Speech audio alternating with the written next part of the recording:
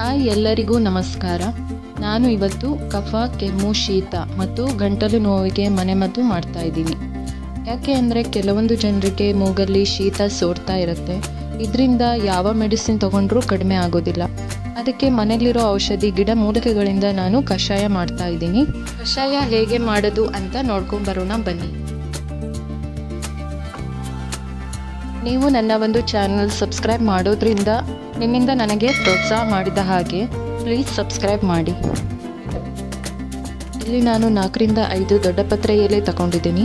1 ಈರುಳ್ಳಿ, ಓಂಕಾಳು ಅರ್ಧ tea spoon, ತುಳಸಿ 4 ರಿಂದ 5 ದಳ, 1 ತುಂಡು ಚಕ್ಕೆ, 2 ಇಂಚು ಶುಂಠಿ, 3 ಟೀ ಸ್ಪೂನ್ ಕಾಳುಮೆಣಸು.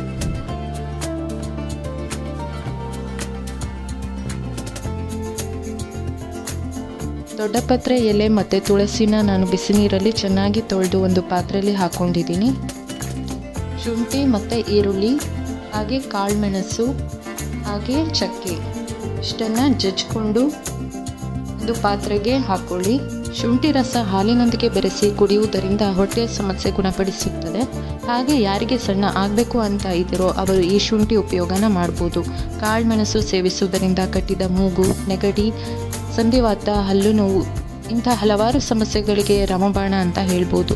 ಚಕ್ಕೆಯನ್ನು ಸೇವಿಸುವುದರಿಂದ ಬಾಯಿಯ ಹುಣ್ಣು, ಕೊಬ್ಬನ್ನು ಕರಗಿಸಬಹುದು. ಓಂಕಾಳು ಕೂಡ ಅದೇ ಪಾತ್ರೆಗೆ ಸೇರಿಸಿ ಈ ಕಪ್ಪಲ್ಲಿ 2 ಕಪ್ಪು ನೀರನ್ನು ಸೇರಿಸಿದ್ದೀನಿ.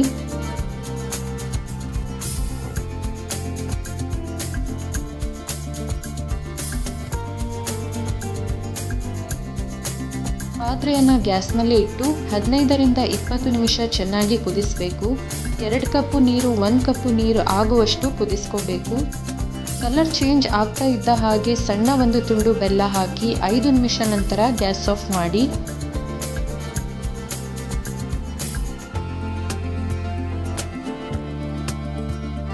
ಬಿಸಿ ಇರುವಾಗನೇ 1 ಗ್ಲಾಸ್ಗೆ ಫಿಲ್ಟರ್ ಮಾಡಿ ಕುಡಿಯಿರಿ.